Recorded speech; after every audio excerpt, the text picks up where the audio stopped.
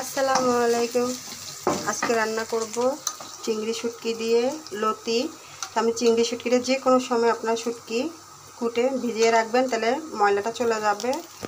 আর লতি দিয়ে আমি চিংড়ি শুটকিটা রান্না করব।